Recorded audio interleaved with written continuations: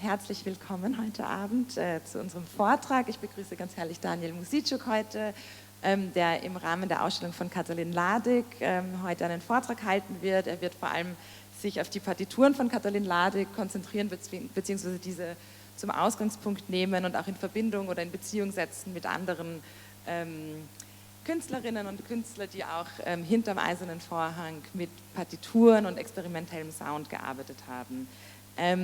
Vielleicht auch kurz vorweg, die Ausstellung von Katalin Ladik wurde auch, also wir freuen uns sehr, das auch kurz zu announcen, wird auch verlängert, also ist noch bis 19. Mai zu sehen. Aktuell planen wir auch noch ein paar Veranstaltungen und hoffen auch, dass Katalin Ladik voraussichtlich nochmal persönlich kommen wird, um nochmals bei uns zu performen. Also darauf freuen wir uns sehr. Und jetzt, bevor es losgeht, stelle ich auch noch ganz kurz unseren heutigen Gast vor. Daniel Muzyczuk ist Leiter der Abteilung für moderne Kunst am Museum Sztuki in Łódź in Polen. Er ist Kurator von vielen verschiedenen Ausstellungen, die unter anderem auch eben thematisch vor allem mit quasi im Bereich oder an der Schnittstelle zu experimenteller Musik, Sound entstanden sind, darunter The Melancholy of Resistance mit Agnieszka Pindera, Sounding the Body Electric, Experiments in Art and Music in Eastern Europe von 1957 bis 1984, gemeinsam mit David Crowley, Notes from the Underground, Art and Alternative Music in Eastern Europe 1968 to 1994, ebenfalls mit David Crowley, The Museum of Rhythm, gemeinsam mit Natasha Dzienbala, Through the Soundproof Curtain, das polnische Radio-Experimentalstudio und ja, viele verschiedene Ausstellungen noch. Er war außerdem Co-Kurator des polnischen Pavillons, gemeinsam mit Agnieszka Pindera in der 55. Biennale in Venedig und ist ebenfalls mit Agnieszka Pindera Gewinner des Igor Zabel-Wettbewerbs im Jahr 2011. Er ist Mitglied der Gruppe Budapest und demnächst erscheint auch ein Buch 2023 bei Spector Books. It's gonna be published still, or it's already established 2023? Yeah. It's already out? It should be out this year, sorry. That was enough. Okay, unter dem Titel... We have a delay. That's weird, yeah. It wouldn't be a book, you know, if there wouldn't be delay. So unter dem Titel Twilight of the Magicians. Also wir freuen uns aufs Buch und wir freuen uns auf den Vortrag. Thank you. Thank you so much. Thank you, Fanny, and the whole team also for having me here. I saw a wonderful show by an artist whose fame is slowly rising. She's an incredible addition to the canon of sound poetry, new composition, performance art, and I'm really glad also that this show travels. I had the pleasure to work with Katalin on two shows that I co-curated with David Crowley. And I must say that some of the scores that you are presenting here are those objects that have a very uncanny presence. In the title of this talk, I've used a quotation from Pier Paolo Pasolini, whose essay was entitled "A Script as an object that wants to become another object." So there is a thing that has the potentiality of change, that can be activated, that is a residue of the power that needs to be unleashed. And that's, I believe, what's happening with the scores, but of course they're really multi-layered. So what I'm about to do here is focus on this is one of those that you didn't get from the Muzeum Sztuki collection, which I know well, so I used this as an example. But then I'm going to unpack a bit of those layers that I believe are really contained within those small pieces of paper. And then find some other pieces of music, visual arts, poetry, that can open up similar regions. Unfortunately, and that's why Katalin is so special, there are not many works that are super comparable. First of all, because of course of the feminist element of this piece. And even if in Eastern Europe you would have a piece of work that would be feminist in concept, it rarely had to do with the voice itself, an unleashing of the voice. There are, for those of you who have seen the wonderful show on Katalin, you all know how scandalous the naked body was, and that this aspect was really really blocked a lot of the layers, the options for her career. She was also put in a position of being stereotyped as this naked Yoko Ono of the Balkans.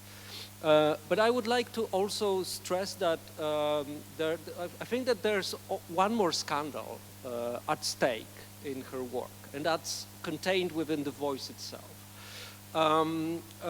There's an amazing essay by an American poet, Anne Carson, on the gender of voice, the gender of sound even is the title. She's a poet who's really invested in reading Greek poetry in original. She translated all the Sappho's poetry into English.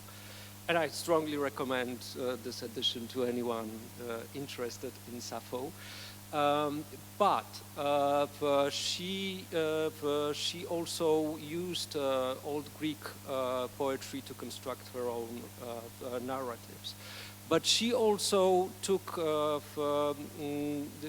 task of tracing the Greek literature for any traces of female voice. And of course, you can imagine that one of those voices is are the sirens, of course, shrieking sirens.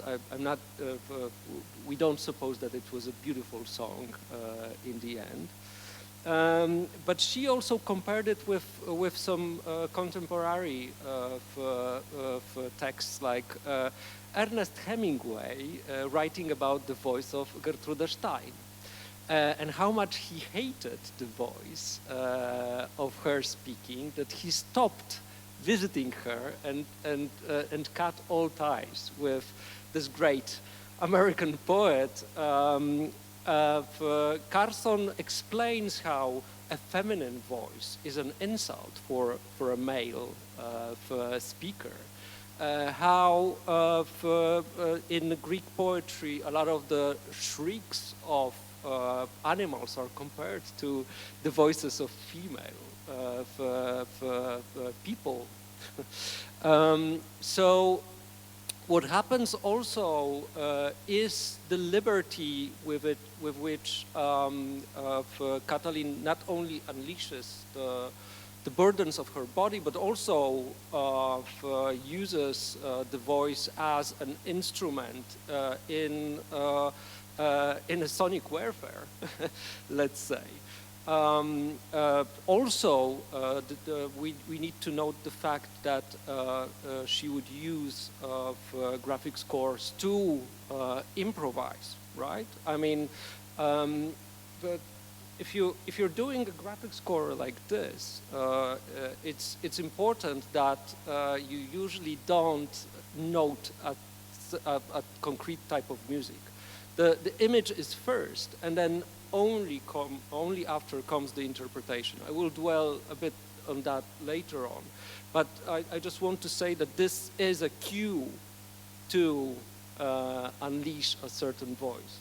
And I will quote another American poet, because we need to remember that Katalin started as a poet, not as an visual artist or a vocalist or interpreter of contemporary music. This is going to be a quotation from Alice Notley, an American poet from New York, from the same more or less generation that Anne Carson is, who was part of the New York school. And I did recently an interview with Alice that will soon come out in an eFlax journal issue on music, because her poetry is really interesting when you think about the musicality of poetry as such, and how it counters those tendencies of prose poetry. I need to make a slight detour because Alice Notley is a poet that is and her poetry is coming from elsewhere. There's a long tradition of dictation in poetry, in American poetry, with people like Jack Spicer, for example. A human body is like a receiver of poetry that comes from outside. For Spicer, those were Martians. He would joke that Martians would dictate for him. For Alice Notley, those are people who are dead. Usually people close to her, her former husbands, her brother, and a few other people who she remembers, and she remembers the prosody of their speech. So she can unleash also that voice that comes from the outside, and then create poetry that runs through it. So a lot of the things that she writes, she doesn't know why, because she's the receiver. And then in the last volume of poetry, she wrote a whole section entitled Opera, that has capital letters where the stress should be. And that was strange for her. And I will read from a part from the interview. I wrote the whole first section, which is very narrative and has a plot. That section was done, and I realized I was still inside the world where the people that had been led by me to this place could remake the cosmos. I started hearing this music, writing the new section, which in fact were the stresses. They were counter to normal stresses. I put them in capital letters. I started reading them aloud, and they hurt my throat. But I kept doing it. I wasn't reading from it in the readings because I didn't know what to do about the fact that it hurt my throat. And I also didn't really understand what I was doing. And then one day I was reading them, and I automatically sang it, and it stopped hurting my throat. It made me find a place in my throat to make it work. That is the place where you sing from or chant from. So the poem was looking for a specific a section of the throat that she could use in order to chant it. And I have a recording where she reads a bit from the opera. You want me to read something? Yes. From a different section, I will do that. But I haven't read this for a while, so. In the black sequence I'm leading you past sufferance. This, what the life still think they see, is the former universe, all of which had interpreted itself wrongly, for it was formed by us as if we were a syntax of upheaval, when we might dance a transformational occurrence back and forth through the wall of death. Being the one who has broken through, I am leading you to, because we didn't die, the resumption of our origin in the black sequence, learn you live to speak to us, the dead, in the language we were born in, essential, and the tweaks of tweaks spell it every shape you make. We are, speaking it memory, cause, and the more crystalline speech of the European Blackbeard. Anything I haplessly say, the universal memory. I'm leading you to freedom from old memory. I remember being a fool in so many my stances were rigid and destructive. I didn't have to stand for anything. I am the thing. I'm leading you live to where you can hear the dead in your minds call and care, not metaphorical. There is no metaphor. The sky. Right. It goes on for a bit more, but we don't need to go that far. It's sufficient that you can see how rudimentary this chant is. It actually has just two tones, for which one is the stress and the other is the normal one. But then there are all those deviations from that, and you know it becomes really a bodily experience if you try to read it, and also. You need to read it in order to understand that this is not somebody thinking, but this is somebody speaking. It's a record of a voice in letters, right?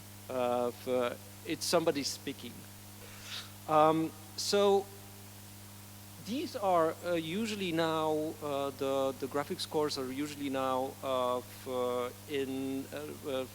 associated with recordings. And we can listen to the recording of this graphic score. Let's just do it. B, B, B, B, B, B, B. Whoa.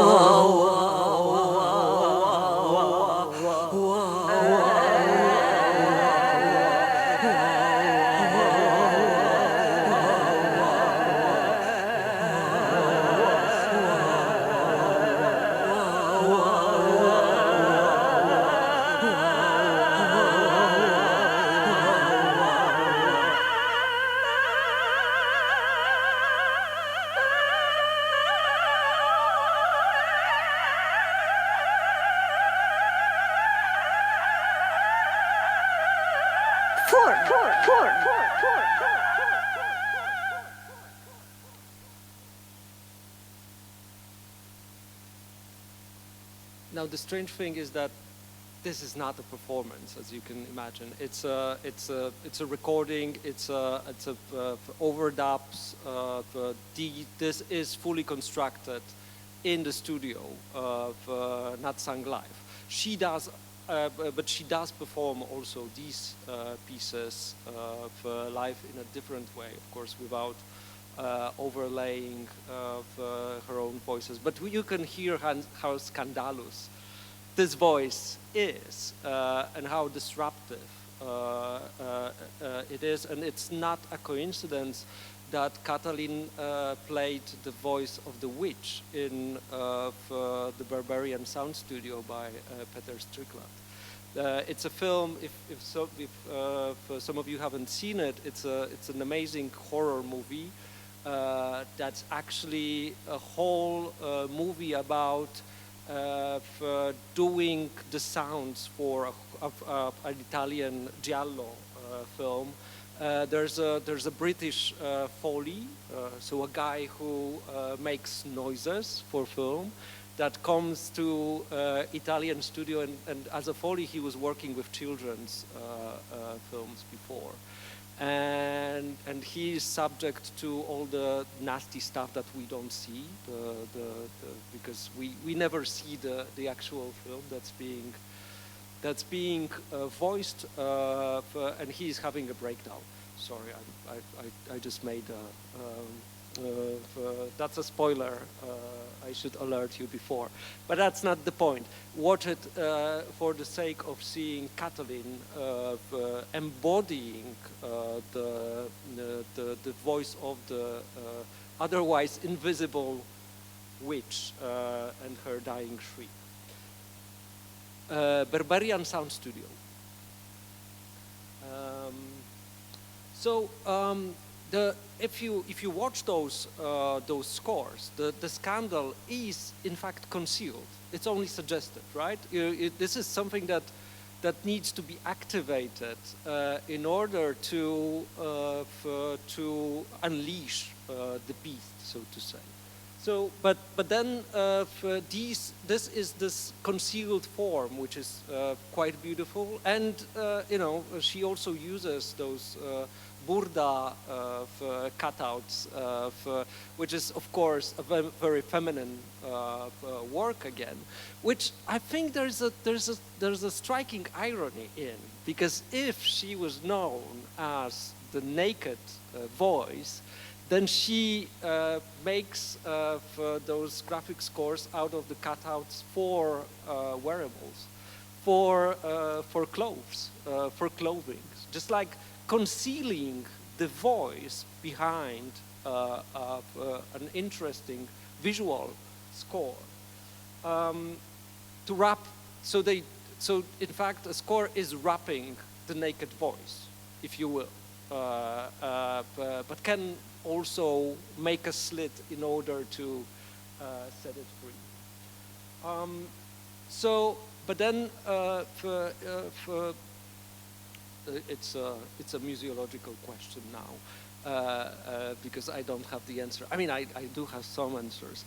So you buy this graphic score, but you don't buy usually the recording. At least Muzeum Sztuki didn't, because they were even not made at the time when we bought the thing. So does it mean we own also the license to ask somebody to perform it? Or is it covered by a different judiciary system, in fact, in you know, authorship law? Of course it is, because this is a borderline object, because it exists in both areas of music and visual arts. And that's, you know, that's what makes it liminal. And challenging also to have in a collection. Also challenging in exhibiting it, right? Because usually exhibiting is like keeping it mute. I know you found great way also to show it with the voice being in the space. I shared with Fanny how much I hate the loudspeaker, the headsets in the exhibitions. I mean, this is not something that those voices should mingle in the space. They should be shared.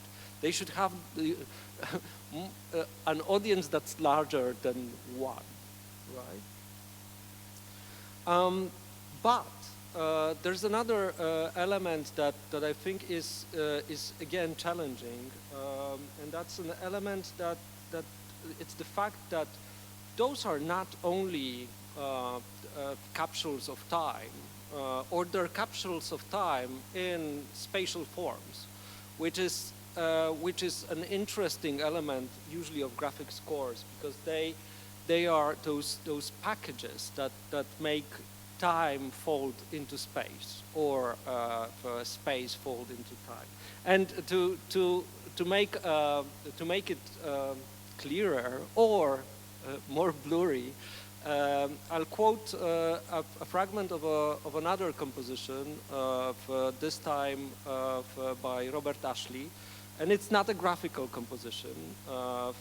It's largely a text-based essay, and you can see that it goes into lines. I mean, I'm sorry, this is too small to read, but you will hear it in a moment. So the performer, Thomas Buchner, in this case, a famous singer a vocalist who worked with Robert Ashley, is meant to read the lines, and then after each line do a chord on the piano. But as you can see, some of the lines are really long. So he needs to do it on one breath. You will see the results, which is, funnily enough, very close to what you've heard with Alice Notley. I know that those are Americans, all of them that I'm speaking about, but hold your horses. We will get to Eastern Europe in a moment.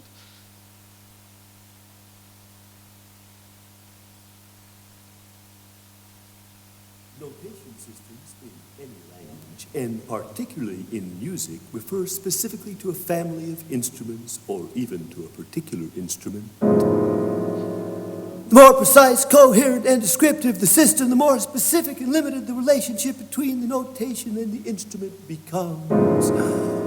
These simple observations have become so self-evident in the era of computer languages that they hardly bear repeating except for the didactic purposes of explaining my work in music.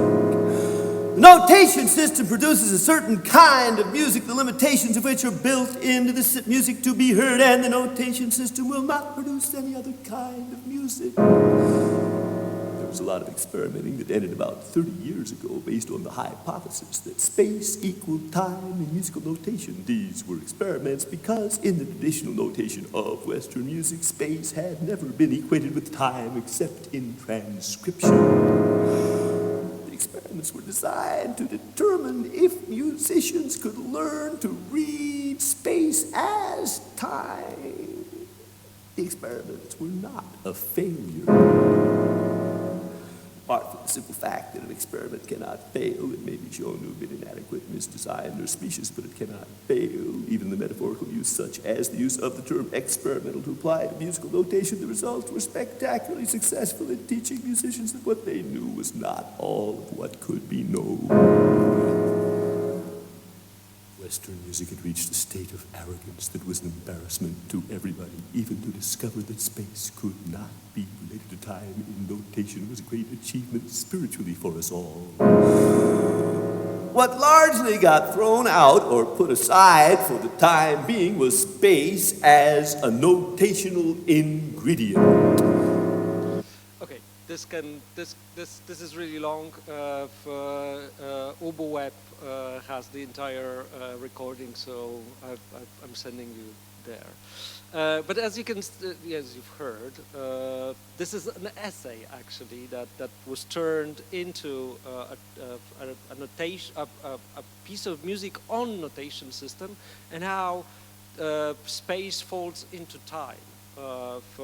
So a graphic score is a container of space-time continuum that can be activated every now and then. I'll come back to that. There's one more thing that I'd like to get back to Alice Notley to unfold, which is her notion of instability in poetry, because I think that's another layer important in our understanding why graphic scores grew so intensely in the 60s. This is a drawing by Douglas Oliver, a poet, a British poet, and the husband of Alice Notley. And this is a notation of Bessie Smith's Backwater Blues. By the end of the song, which I'm not going to play because this is by the ending, and I realized that we don't have a lot of time to do everything. There are two lines that are repeated, and those lines are textually identical, but the stress is floating in both repetition of the same line. So the first line is the stress is on blues. You can see that this is prolonged, and then the second line is the stress is on what did it do, what the blues did to Bessie Smith. So there's even though those are the same lines, there's a progress in both of them. And it's possible also because since the meaning is I mean, meaning being unstable is enabled by the stress that's hard to locate in 20th and 21st century poetry, that you can turn upside down, you can read differently, etc., etc. So it got loose. And this is the reason why also those loosely noted graphic scores became so important, because they also enabled even this super simple interpretation of adding stress to be more welcoming to anyone who would perform those pieces. Yeah, like I said, I won't be playing that. Because also, as you know, poetry became an occupation of visual artists in the late 60s. I'm going to show you one example that's close in the feminist dynamics to Katalin, Ladik, and this is a piece by Eva Partum of active poetry, which we also have in the collection of Muzyczuk. It's a documentation of her performance where she tried to activate in a poetical way texts by male authors, fragments of either Marcel Proust or James Joyce.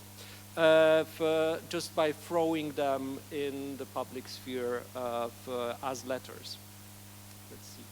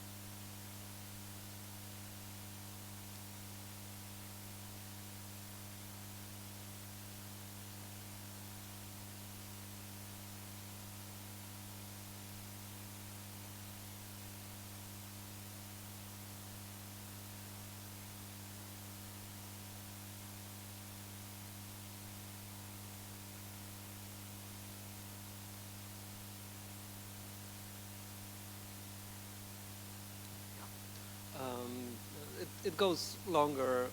It's also available online, so just keep it noted. We need to. I need to run to get you through some other things. But I think you got the idea. She repeated this performance several times. And those are of course letters in freedom of letters, right? Like just like the futurist idea of Marinetti gets really expanded into this performative level, also in the landscape. However, Eva Partum never went into musical realm, although her first husband, Andrzej Partum, was a visual poet who was working a lot also with music. He improvised on the piano. This is one of his Rembaudian, I would say, poems. Rimbaud was assigning colors to different letters of the alphabet. This is an attempt to do it also in black and white, that you're supposed to expand into imaginary realms. Yet, I want also to argue that graphic scores were a part of the ideology that saw the embodiment of utopian strands in that graphic scores could provide new models of social and political realm. This is something that also Documenta was partly focused on. Or at least, you know, it could provide models to understand what liberty is. So, you know, the famous piece by Komar Melamed and those two soc-realist or soc-art artists from Russia created a graphic score based on their passports because they couldn't go to for the opening of their show in New York, which then this piece was played on the opening because, you know, music is immaterial. You can send a graphic score by fax and then provide the material for performance, even if you can't travel. So in a way, this was a strangely ironic piece on both liberty and imprisonment at the same time.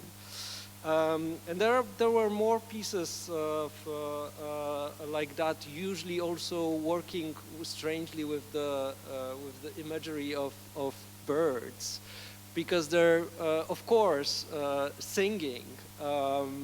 It's a wonderful graphic score by a Czech photographer, Jan Sagl, entitled Sparrows. This is from '72. He was working with this famous band, Plastic People of the Universe, the psychedelic rock of the Czechoslovakia, who famously were also imprisoned in 1976.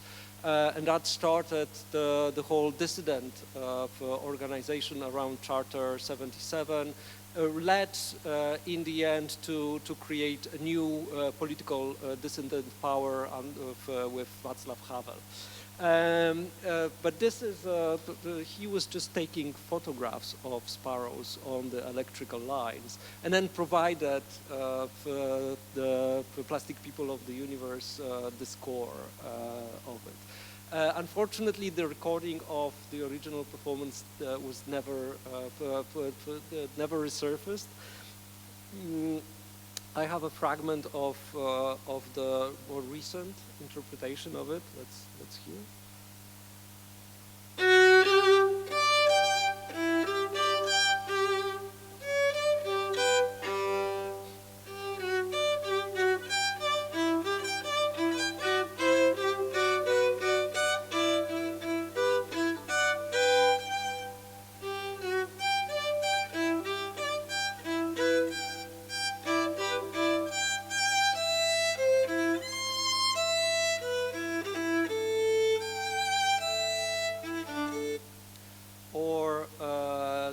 More than 10 years later, Andrzej Partum, a Polish vocalist and visual artist, would record this amazing record entitled Ptaki, Birds, which was recorded in a bird shop with tons of parrots and other birds singing with him. And then the record was closed in the metal wiring bars, and that's how it was sold on the market. An amazing object, but you need to cut through it in order to unleash. I'm overusing unleash expression for some reason. But I want to move to a more technological area, to the experimental studio of Polish Radio, because that's I've been researching also the activity around graphic scores that was organized there. This is this is the plan of the interior of the studio. That was a top-notch establishment in Warsaw, where composers could come and work with highly skilled engineers on their own pieces of music. But there was also a legal issue. In Poland, you can claim royalties for pieces of music that have scores. And so even though this was electronic music produced like that, let's maybe see a very short. Generatory tonów i szumów, filtry i modulatory. Oto zespół instrumentów, którymi operuje Józef Patkowski i jego współpracownicy w studio eksperymentalnym Polskiego Radia. Tutaj zmieniają się w konkret najśmielsze pomysły twórców muzyki konkretnej. Słyszymy w tej chwili jedno z tych nagrań. Na stereofonicznych magnetofonach ze skrawków taśmy montaż ilustracji dźwiękowej dla radia, filmu, telewizji.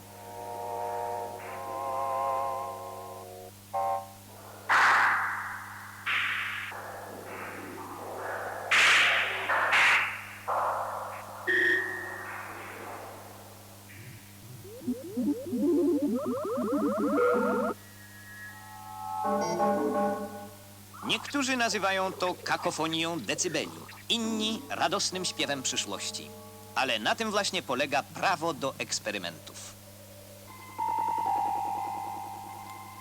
Yeah, the official the official newsreel on the foundation of the studio. As you could see, it had heavy funding from the state. But there was the problem of doing electronic music and also providing the scores. In fact, the studio started publishing some of the scores as these beautiful booklets with the score inside.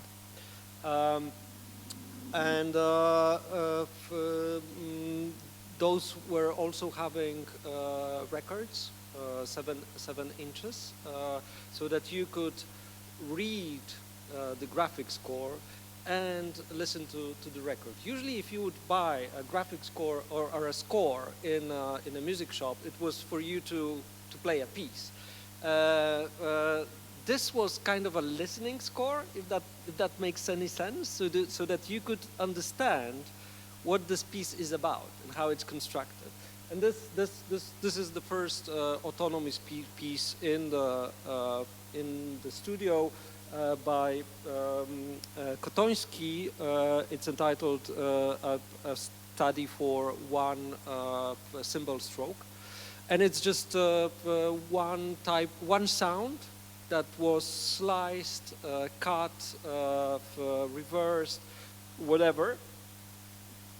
And you can see how it was executed. So the upper level is the range, the pitch, while the lower level are the decibels. So it's the dynamics of it. So you can see how it moves up. So it's louder. This is this fragment.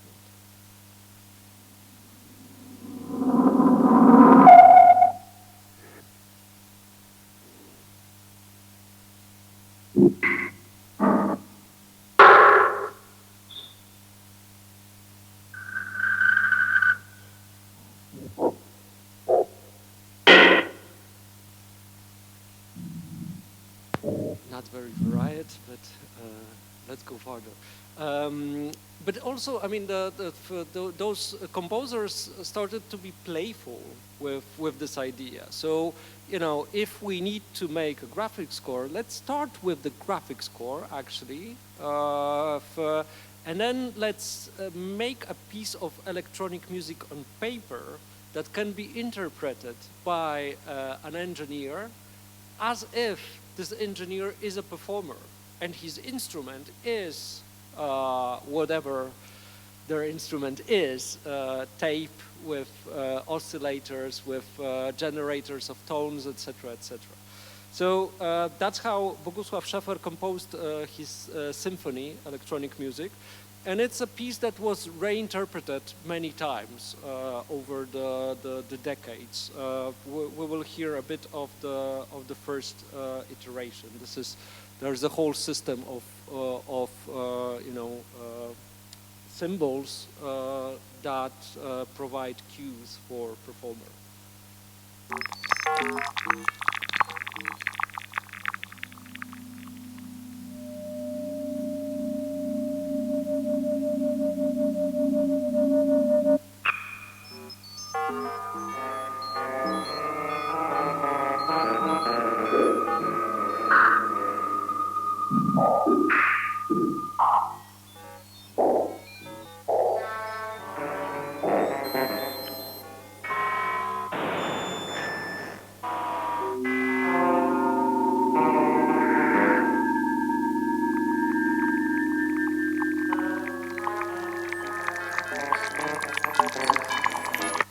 The relationship was fruitful on many levels. However, it was also thematized by some of the engineers. The relationship between composers and performers. One of them, Eugeniusz Rudnik, created a piece that I want to play now in its entirety. I think it's 13 minutes.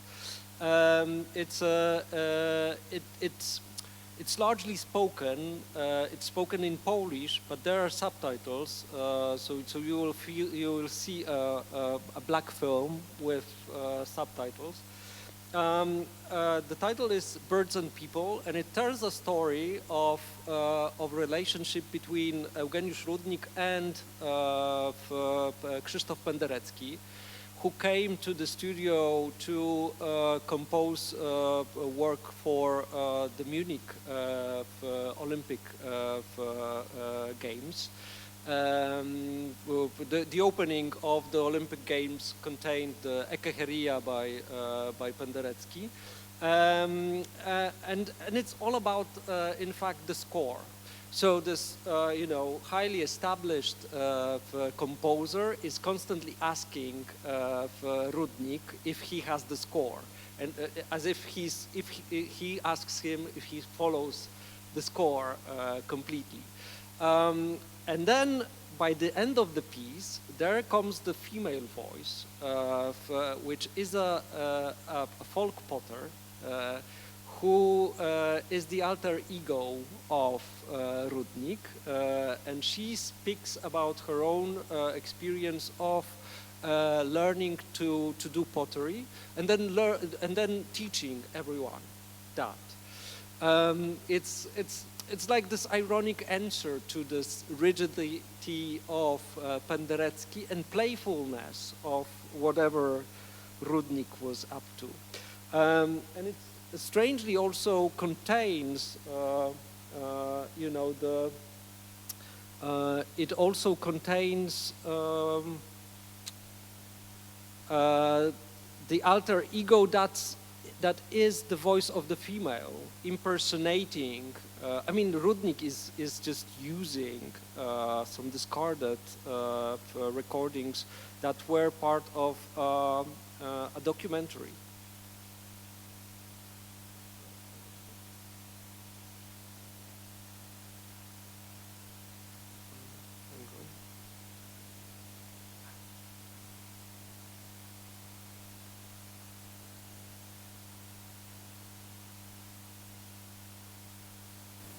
$15 minutes. So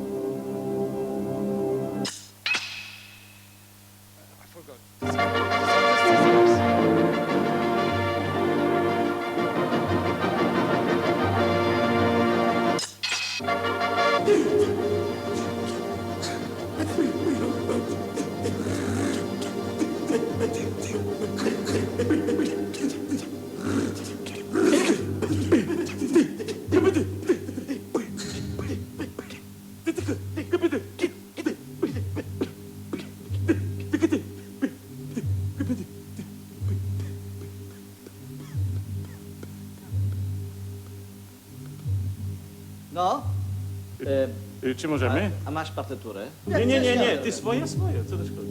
Ja swoje, baba swoje. Nie, ty drywy razem. Uwaga, zaczynamy. A Start. to tak jakby Dobra. 2 razy powtórzyć. Dobrze, uwaga. Z powrotem. Zaczynamy. I naprawdę za trzecim razem.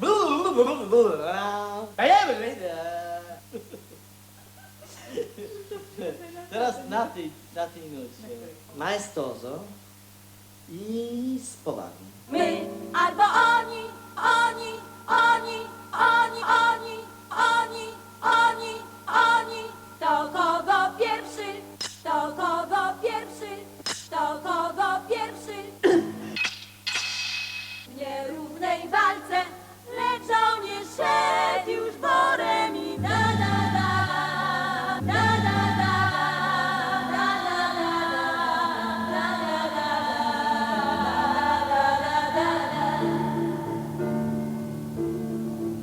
da. Czy możemy? A masz partyturę? Bo ja nie wiedzę na łoku.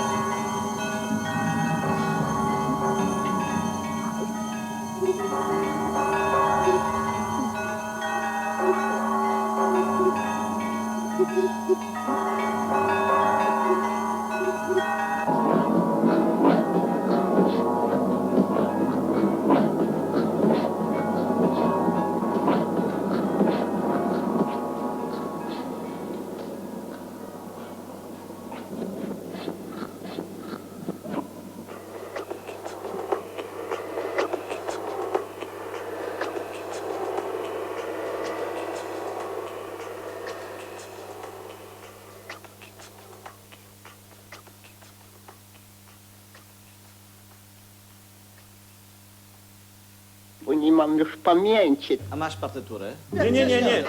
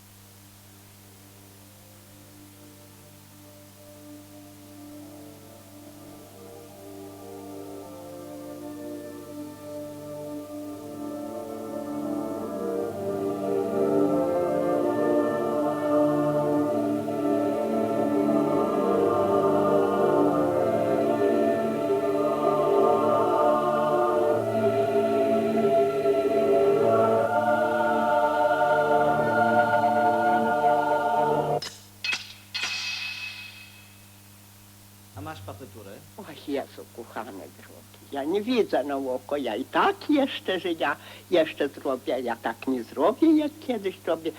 Dziś to tak, jak się mnie uda dopiero. Tam patrzę okiem jak słonko jednym, bo jednym nic nie widzę wcale. I jeszcze zrobię takie. I nikt nie umiał, to ode mnie się wszystkie ponauczali, bo ja 65 lat robiłam. Bo nie mam już pamięci. A masz partyturę? Tymczasem znów więcej powiedzieli, że ja już nie dowidzę i już że ja taka była zdolna do wszystkiego. I jeszcze ostatnią jeszcze robiła, już nie robiła. To jeszcze robiła, siwakiem robiła do ciasta. A masz partyturę? Nikt tego nie robił, później się ode mnie już nauczyli. A ja się nauczyła sama siebie, pani, sama siebie. Ja z tych 10 palców ja żyłam. A masz partyturę? Bo ja nie mogę mówić, bo już nie mam zębu i tak jeszcze przeżyła, jeszcze żyję. A masz partyturę? Mówię bierzcie, mówię co chcecie. Dla każdego dobre i tego. A jak będzie ciepło, to jeszcze po parę sztuk. Jeszcze niech będzie, choć może i będę żyła, to dla państwa. Może jakie przejdzie. Niech zobaczy, że ja robię, że ja tego, że ja robiłam takie. Niech będzie moja pamiątka. Mówię, trudno, no co zrobić, mówię. Zgadzać się trzeba, że wszystkim z wolą Bożą. A masz partyturę? O Jezu, kochane drogi, ja nie widzę na oko, nie mam zębów.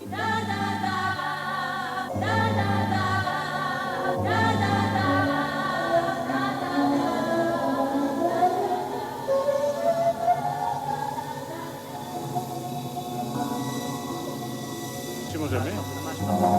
Nie, ty swoje. Ja swoje baba. Nie, ty drugi raz. Uwaga, zaczynamy.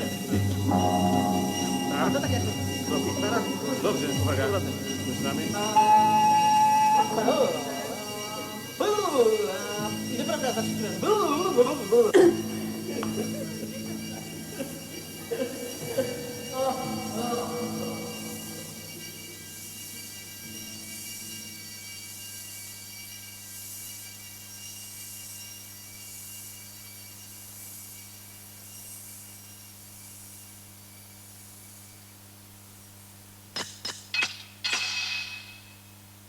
And it cuts with the sound of the scissors, which is of course one of the main tools while working with tape.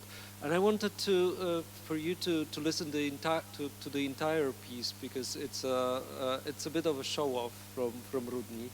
It's like his portfolio. A lot of the sounds that you would hear in another of his compositions. But it strangely resonates, I think, with a lot of the things that I've been trying to go through while describing Katalin's work. Primarily, of course, there's no graphic score, but the whole piece is about a critique of the scoring regime. This kind of rationality that comes with the traditional score that the performer needs to follow. So Penderecki is juxtaposed with Ludwig. Penderecki is the voice of high art, and Ludwig is the potter, being also the folk element of the whole thing. You know, he wrote. He learned himself to operate the machinery. He also is playful. He's working with montage, just like Katalin is, right? The montage is the main source of creativity. He just glues together pieces of tape and then sees what happens with that. And of course, finally, he is impersonated by this effeminate fable voice that's not as strong as the voice that is constantly disciplining the clay potter to follow the score. And I need to end with that, but I'm happy to answer any comments or questions if that may arise.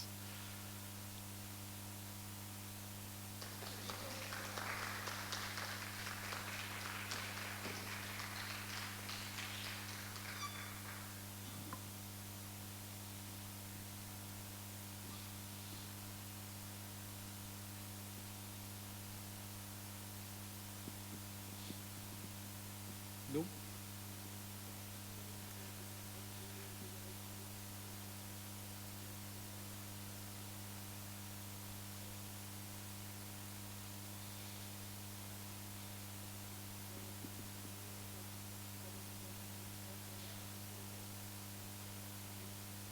Yeah.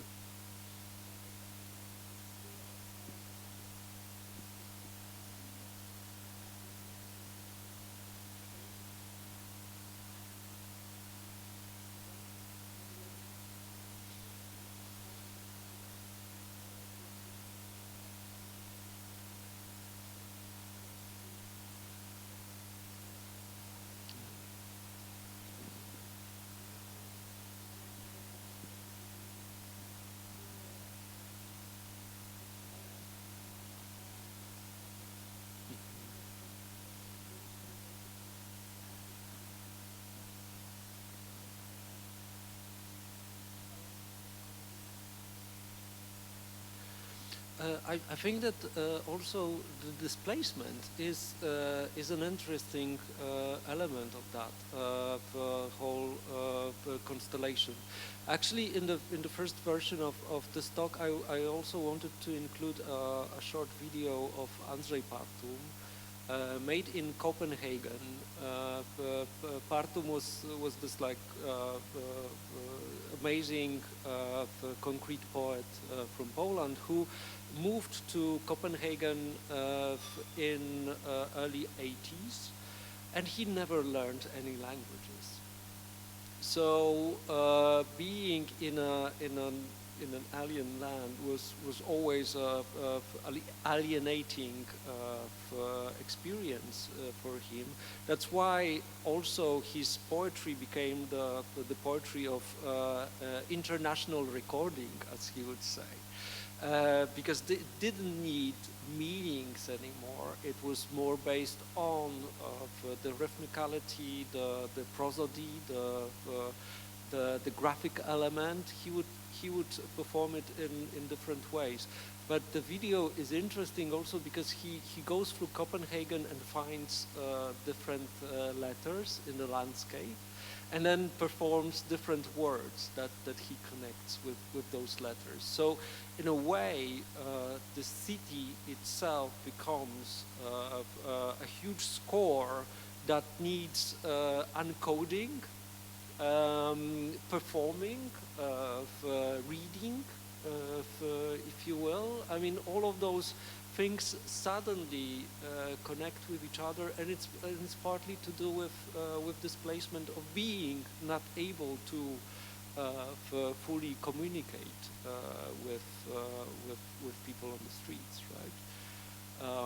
So he needed to turn the spaces into something that has meanings on a really different level. Yeah. So I think that especially in concrete poetry, the borders between countries and languages are one of the sources of the need to establish new forms of communication outside verbal communication. I mean, it's still verbal, but it's meaningless. Still being communication. If I know it's contradictory, every single thing about it, but yeah. I mean, Partum was part of the network of mail art. So you know, even though he couldn't read English, he would be in communication with with peers in different countries. In Germany, he would be in communication, for example, with the Rechfelds, of course. So I meant to speak about Ruth von Rechfeld here too, but you know, I can't do everything. I can't keep you here all night. Also.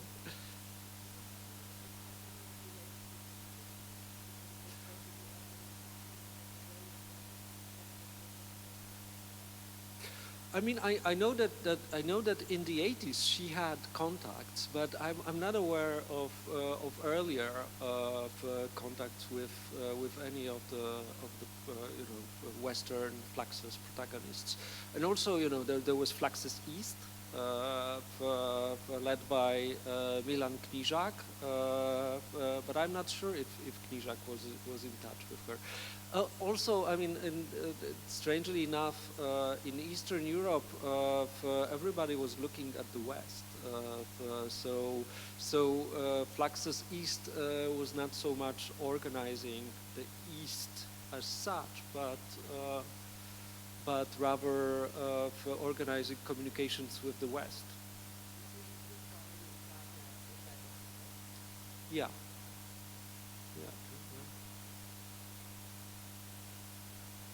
I know, politically a different story, but you know, every single country of that region also has different story. You know, not even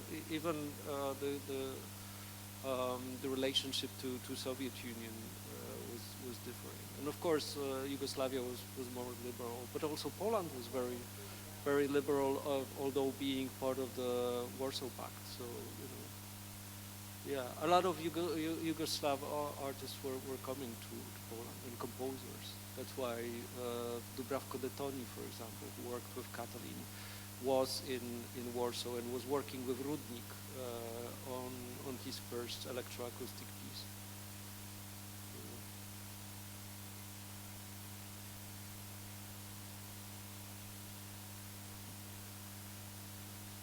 Yeah, no comment? Thank you so much.